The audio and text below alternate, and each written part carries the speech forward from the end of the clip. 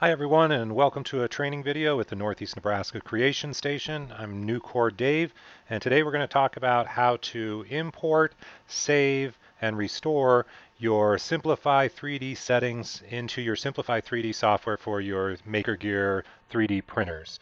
So on your desktop, we have placed a file folder, and inside there you will find the Simplify3D files that have your optimum settings for the Makergear M3 ID 3D printers.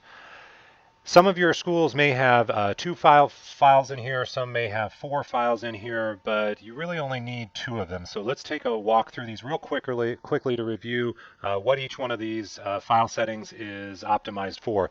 The top one is for ABS plastic. That is the plastic that none of our schools are currently using, but in the case that you did want to try to experiment using ABS plastic, this would be the correct settings for that.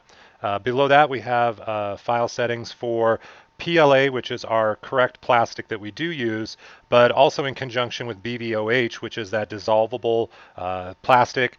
This would be the settings if you wanted to load up solid plastic on one of your spools and the dissolvable on the other one, and have the dissolvable create the supports for a 3D object that could be later dissolved in warm water.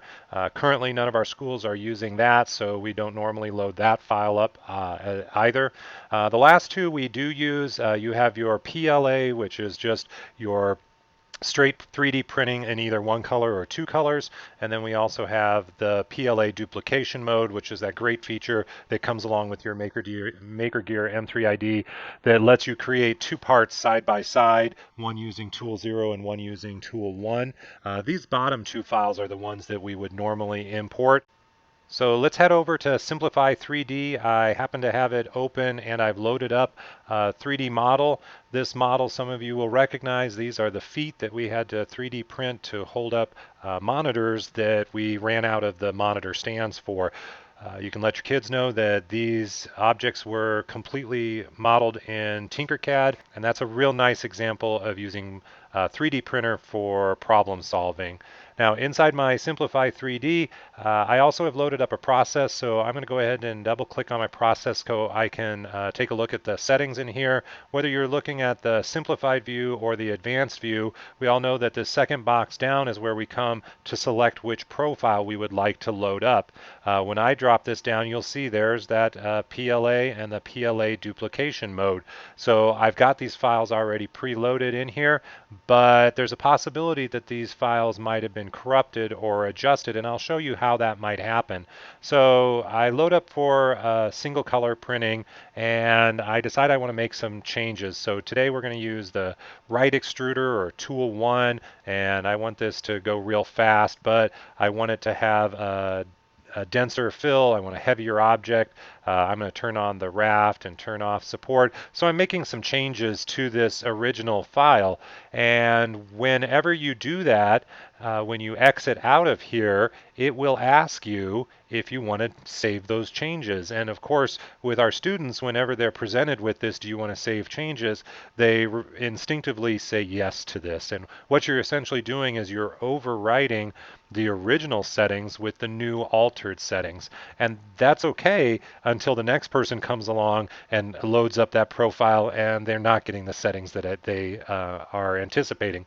So I will let you know if you do make changes that you would like to save, it's okay to go ahead and just give that profile a brand new name. So I'm made some changes to this duplication mode, and I'll go ahead and give it a brand new name. So I'll call this Dave's duplication, and the next time I sit down and I want to use those settings that I found that I like, I can just pull up this new profile and away I go. And so you can see that's now added into this list.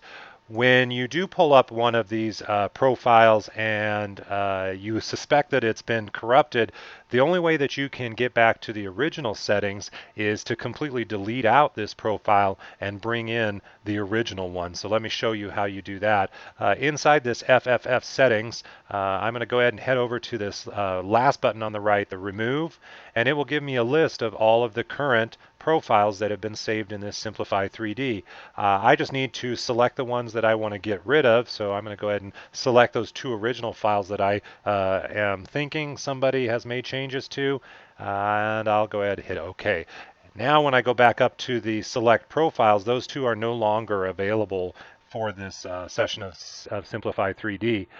To get those original files imported, I'll head over to the File button and do the File drop-down, and here's where you're going to find Import Fff Profiles. So when I click there, it just asks me to go navigate wherever on the PC these are saved. I told you that on our Creation Station computers, it's right on the desktop. Head over to that folder that's Simplify3D Settings, and here's where you're going to find those saves. Grab the ones that you want. I'm just going to take the 2 that are for the PLA. I'll tell it Open, and it gives me a message that said those profiles have successfully been imported. I know these are the originals, so they have the original settings, and when I come into the process, those are now available here, and I know that they're nice and pristine and restored back to the originals. I would recommend that teachers go ahead and refresh these every once in a while just to make sure. Certainly if you're having a lot of 3D prints that aren't coming out the way that you anticipate, that's probably because somebody has overridden the original settings, and these settings could be deep down in the advanced settings. You know, we have those kids who are really smart, and they can figure out how to get down into these settings and make modifications. If you think that that has happened, your best bet is just wipe them. So do your remove and then do your import under files and bring them back in. Now, on a side note, we have some schools that have other brands of 3D printers on top of the Makergear M3s. You can go out on the internet or to that manufacturer's website. You should be able to locate the optimal Simplify3D settings for that machine.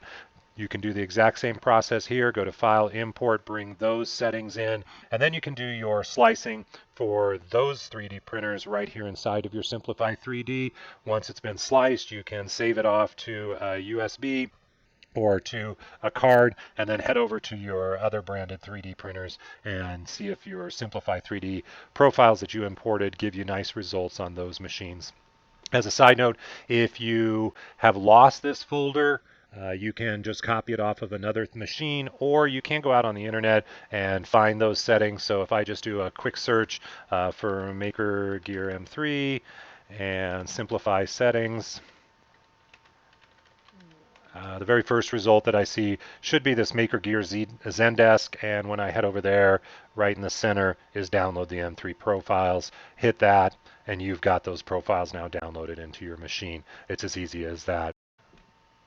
So that's a review on how you can import your Simplify3D settings for your Makergear M3 printers, and you get out there and make wonderful things and have a good time using your FFF files.